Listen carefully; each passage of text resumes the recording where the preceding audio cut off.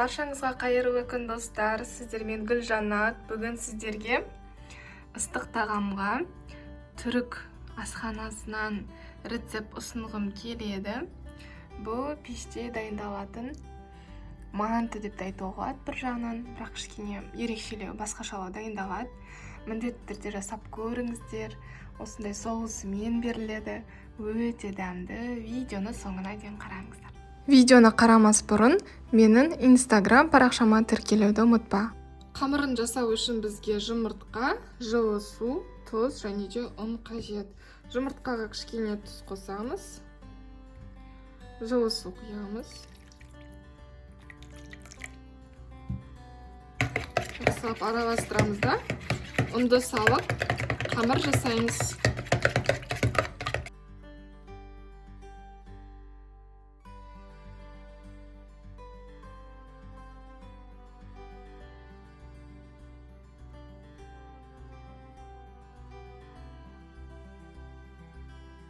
Қамырдан бетін жауып қоямыз. Әзірше 15-20 минуттай осылай тұру керек бөлме температурасында. Енді салмасын жасаймыз. Менде мында тартылған ет, сиырдың еті. Осыны үстіне өте ұсақ қылып туралған. Мен бұны блендерден өткізіп турап алдым. Арнайы погруженный блендерден. Ана жерде пияз, мынау жаңағы сәбіз. Осыларды саламыз. Сәбіз негізі міндетті емес. Ең басты ингредиент бұл жерде жаңағы ет пен пияз. Енді осыған дәміне қарай бұрыш саламыз. Тұз саламыз. Өзіңіздің қалауыңызша әртүрлі дәмдеуіштерді де салуға болады әрине. Сосын жақсылап барлығын араластырамыз. Бұл тағамға чесночный соус өте жақсы үйлеседі. Яғни қаймақпен сарымсақты араластырамыз. Дәміне қарай тұз саламыз. Бұрыш салуға болады, ас көк салуға болады. Мен тек қана ас көк пен тұз салдым қаймаққа. Енді пресстен екі сарымсақтың тісін өткіземін. Сосын жақсылап араластырамын. Осы соус керемет үйлеседі. Егер сіздерде кәдімгі жаңағы натуральный йогурт болса, оны да салсаңыздар болады. Қаймақтың орнына натуральный йогурт қолдануға болады. Айранды қолдана алмайсыздар. Айранды қолданатын болсаңыздар, ол да жаңағы натуральный қою айран болса, оны да қолдана аласыздар. Жақсылап араластырамыз. Біздің соус дайын. Қамыр менде 15 минуттай тұрды. Енді оны екіге бөлеміз. Жұқа қылып жаюымыз керек. Кәдімгідей мөлдір болып тұратындай өте жұқа қылып жаямыз.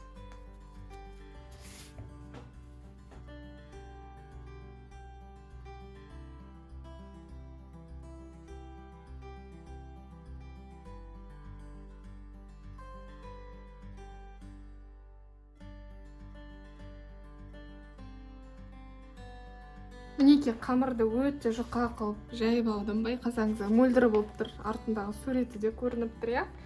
Енді осы қамырды қазір жұқа қылып кесеміз. Ең алдымен салмасын салып орау керек. Бұл жерде салмасын салғанда өте аз-аздан салу қажет. Салмасын да жұқа қылып саламыз.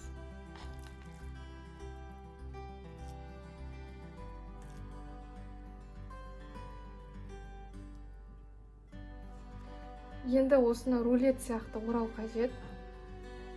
Ешқандай да түйіп жандарын қажет емес, тек қана рулет құсатып ораймыз. Бұл қамыр өте жұқа. Сол себептен де жеген кезде білінбейді, осылай бір ораймыз. Енді мына жерін кесіп алып тастаймыз.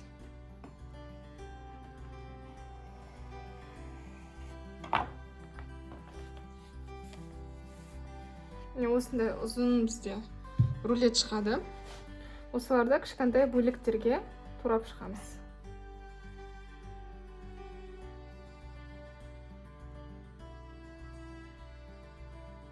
Мен осындай формаға салып пісіремін.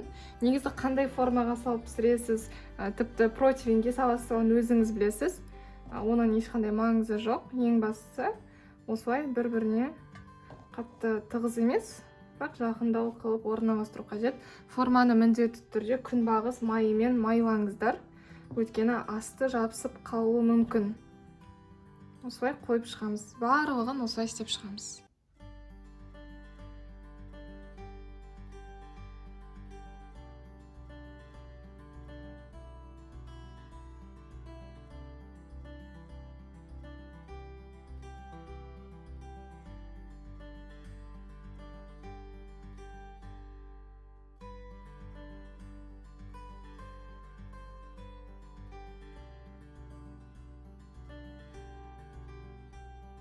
Енді бұның үстін сұйық маймен жағып шығамыз.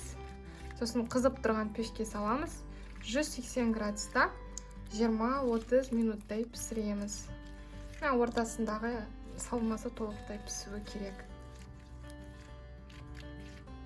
Мінекей қазір ғана асымыз пештен шықты. Осындай керемет болып пісті.